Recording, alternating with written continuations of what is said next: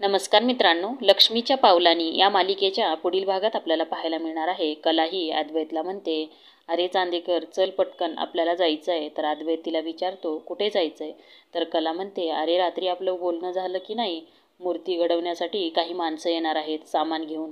आता तर आपल्याला आपली घरातली मूर्ती घडवायलाच पाहिजे. तुला माझी मदत करावीच लागेल.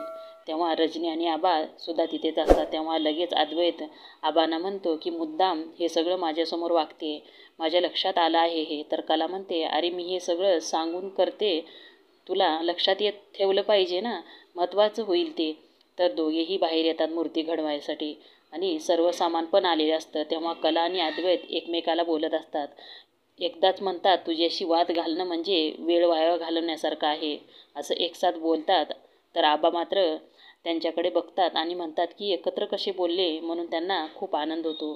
ते देवी आईला मनातल्या मनात म्हणतात की देवी आई, उत्सवाच्या वेळी तू या दोघांना भेटवले, आता ही या उत्सवाच्या वेळी यांचा संसाराची घडी चांगली बसू दे, असं काहीतरी तू कर.